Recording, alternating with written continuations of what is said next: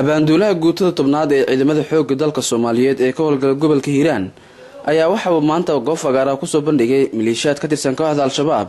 kuwaas oo xalayta lagu dilay weerar ay ku soo qaadeen saldhig ciidamada xoogga dalka Soomaaliyeed ay ku lahaayeen deegaanka Guufaale ee magaalada Beledweyne gaashaanna dhexe Isaaq Ismaan Idris abaanduulaha guutada tobnaad ee ciidamada xoogga dalka Soomaaliyeed ayaa waxa uu sheegay weerarkii xalayta saqdi dhexe maleeshiyaadka Al-Shabaab soo qaadeen in ay khasaare kala duwan ku gaarsiiyeen sidoo kale waxa uu goob fagaara ku soo bandhigay maleeshiyaad daawaca iyo kuwa geeriyooday weerarkii xalayta ay ku soo qaadeen magaalada Beledweyne nimankan ayagoo weerar inoo yimaadeen halkaana waxaa la yiraahdaa Guufaale waxay ka mid tahay difaacyada magaalada meelahan ka difaacno oo ayagana muhiim ku ah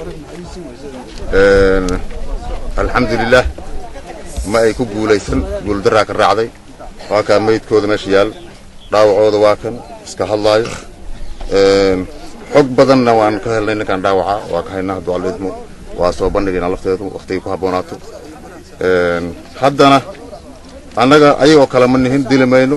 waa wiil Soomaaliyeed oo la khalday waxaanu geynaynaa meel lagu dabiibo oo daawo iyo nolol uu ka helo waxaan u samayn doonaa kadib hadduu caafimaado dhaqan celin iyo sidii dawladda ay ugu tala gashay wallaahi annaga ma aaminsanin shabaab hadduu is soo raacitaa inta Soomaaliya ka joogto in ay wax naga qaadi karaan waayo annaga gobolkaas oo 320 iyo dhowr kiiloomitir ah oo isku weer ayaan difaacnaa goobo badan iyo degmooyin badan aan ka joognaa goobo badan aan hore u qabsanay wixii dhaman haddaan rabnaa inaan dhamaystirno hore u sii qabsanno marka wiilashaan hadda meel ay taa ku leeyihiin oo maanta awood la sheegi kara ay ku leeyihiin ma wajhtaba